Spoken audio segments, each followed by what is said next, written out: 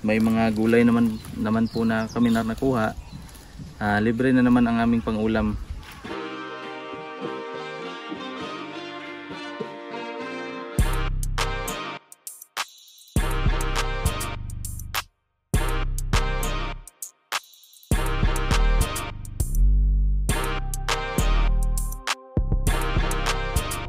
Magandang araw po sa inyong lahat mga kababayan, at ngayong araw po na ito ay bumalik kami uli dito sa sakahan ni Mama. Tapos magtatanim po kami ng mais. Ito po ang binhi ng mais. Ay isprehan ko po yung mga tataniman ng mais, yung mga damo, i-isprehan ko po. Ito pong klase ng mais na ito ay kahit isprehan mo na buhay na siya, hindi po ito namamatay. Dito lang po sa baba mga kababayan, may maliit na sapa. Dito lang po ako kukuha ng tubig para ikarga dito sa tangke. Para may ma-spray na po tayo. Tapos nalagyan ko na po ito ng medisina na gamot pang patay ng damo. Lalagyan ko na lang po ito ng tubig. Ito. Nilagyan ko na po ito ng medisina kanina sa bahay. Lalagyan na lang siya ng tubig. Sakto-sakto lang po ito, isang tangke. I-sprayhan po namin muna bago po, para po, pag tutubo na siya, tamang-tama po, patay na yung damo.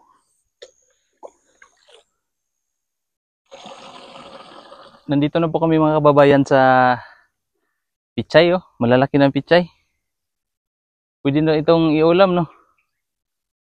Tapos yung iba doon sa itaas, maliliit pa.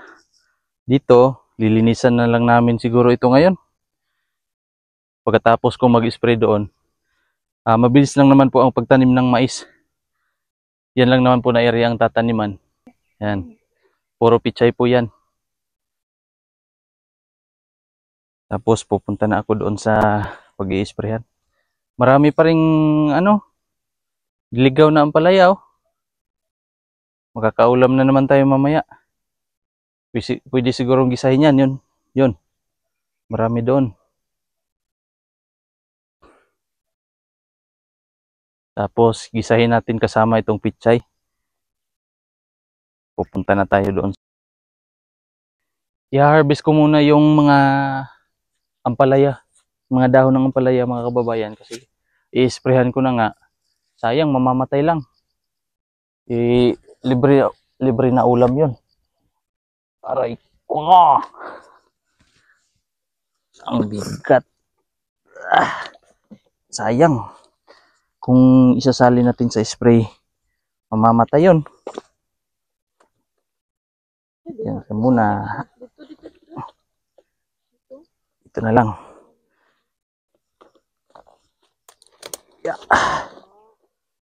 Yan. Sayang po kasi mga kababayan. Marami. Kahit saan po sila tumutubo. Dito tayo. Dito mga kababayan, oh. Ang taba. Taba nito, oh. No.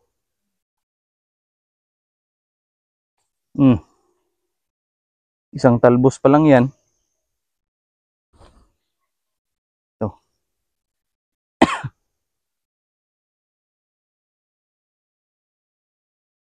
Dito. Marami. Bigay kaya natin to kay Sir Paul.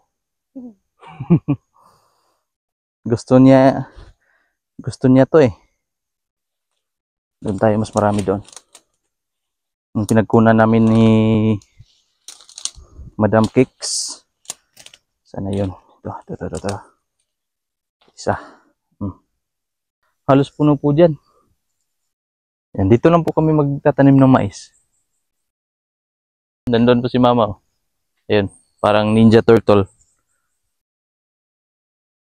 Siya po kasi may sabi na magtanim ng mais. Kasi para may pang snacks.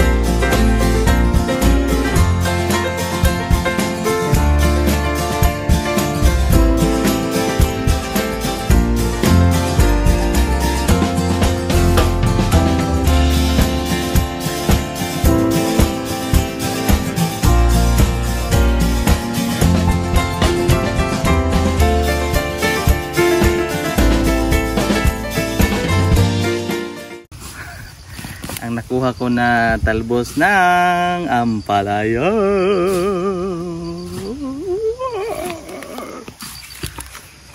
Tapos mamaya ilalagay ko to sa munggo, isasahog.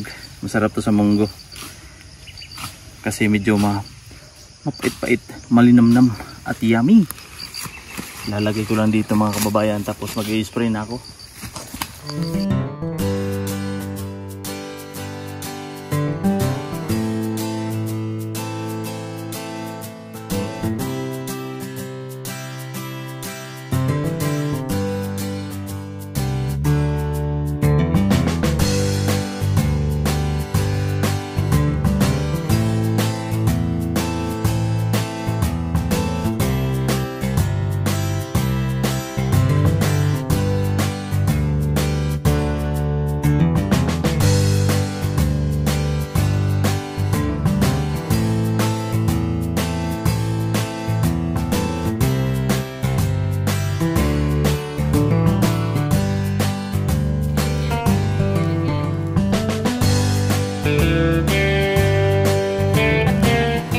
Mag-harvest po kami ng pitsay na panggulay lang.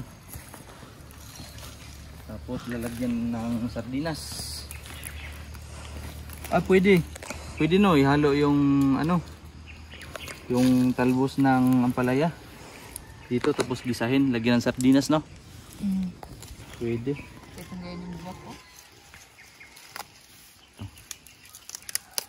May libreng pangulam na.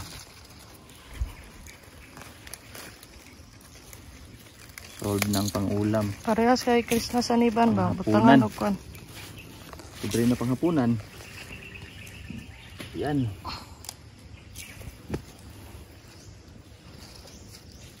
Bunuhan kanino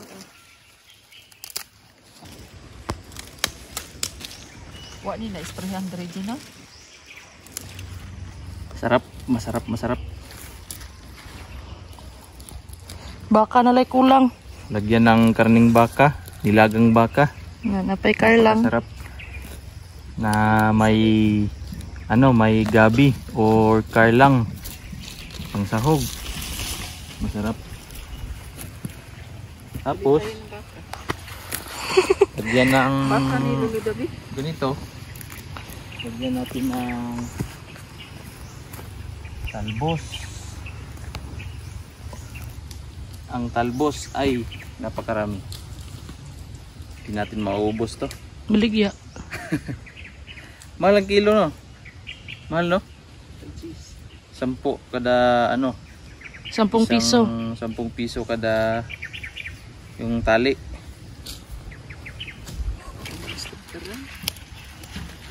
Guwapo din yung pitsaya. Yan. May papaya na naman po mga kababayan. Yan, hinog. Ayun, hinog.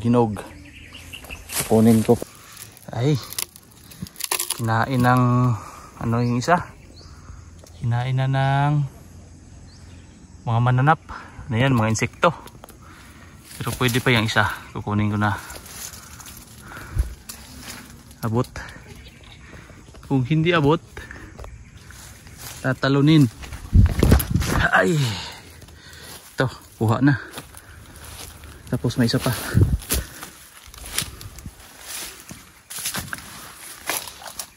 May isa pa.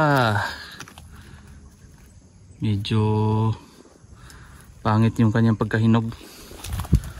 Pero pwede na. May kukunin din po ako dito na saging mga kababayan. Yan. Mahal po ito sa palengke. Dito mabuti at may libreng makukuha. Kaya kukunin ko na po. Sayang at maunahan tayo ng ibon. Ayan po mga kababayan.